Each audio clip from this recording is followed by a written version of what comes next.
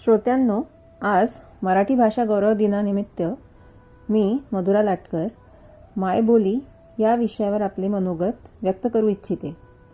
काही दिवसांपूर्वी माझे आईवडील नागपूरहून इथे आले होते भेटायला. एक दिवस मला दादरला काही काम होते, तर मला वाटलं त्यांनाही घेऊन जाऊ, त्यांना खरेदीचा आनंद पण मिळेल. आईला सगळ्यात जास्त होणारा आनंद म्हणजे तिथलं मराठी पुस्तकाचं दुकान. मी तिला समजवण्याचा प्रयत्न केला की अगं, किंडलवर वाचत जा, किंडल नावाचा पुस्तक वाचनाचा ॲप आहे. तरी ती त्या दुकानात गेली आणि नवीन बरीच पुस्तकं घेऊन आलीच.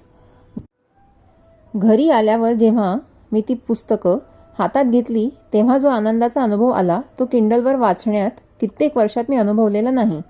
माडगुळकर, शना नवरे, अरुणा ढेरे जुने पुस्तकं पुन्हा प्रकाशित असे नवीन पुस्तक वाचनाची गंमत निराळीच. पण त्याहूनही ती जुनी असली तरी त्यातील मजकूर हा किती सुंदर आणि हृदयस्पर्शी हे वर्णन करणे फारच अवघड. माझ्या मुलीला शाळेत मराठी हा विषय अनिवार्य आहे.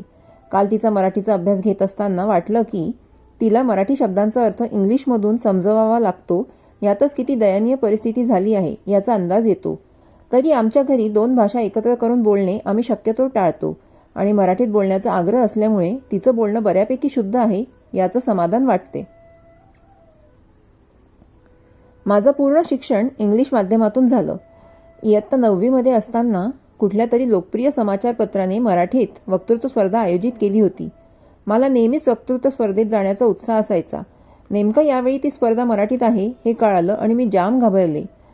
पण शिक्षक काही ऐकायला तयारच नव्हते आणि शेवटी मी पोचले तिथे मनापासून तयारी करून.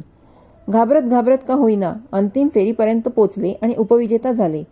1 वर्षांनी बोर्डात अशी परिस्थिती नको म्हणून मन लावून मराठीचा अभ्यास करू लागले.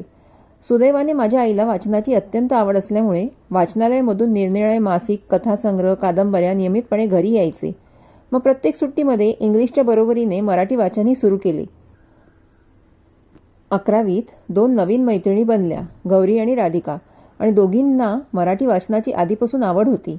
त्यांच्याकडून बरेच लेखक आणि पुस्तकांची माहिती मिळायची.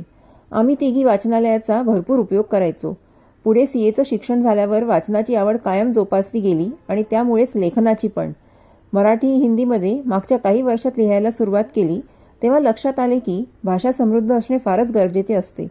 मात्रांचा गोंधळ अजूनही होतोच, पण प्रयत्न मनापासून सुरू ठेवला आहे. भावना पोचवणं ही एक कला असून शब्दांची निवड आणि त्यांची रचना हे सहजपणे जमणे हे वाटते तितके सोपे नसून बराच अभ्यास असावा लागतो.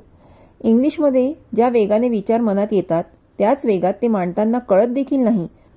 याचे कारण वयाच्या 3ऱ्या वर्षापासून इंग्लिशमध्ये घेतलेले शिक्षण.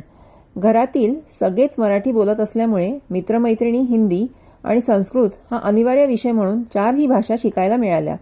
पण आज इंग्लिश हीच सगळ्यात सोयीस्कर मोड ऑफ कम्युनिकेशन म्हणून प्रस्थापित झाली आहे. मध्यंतरी एका क्लायंटकडे फॅक्टरीमध्ये सर्व कर्मचारी मराठी आहे हे समजल्यावर मी साहजिकच मराठीत त्यांच्याशी संवाद साधला. इंग्लिश कठीण म्हणून कधीही न बोलणारे कर्मचारी सुद्धा मीटिंग्समध्ये उत्साहाने भाग घेऊ लागले.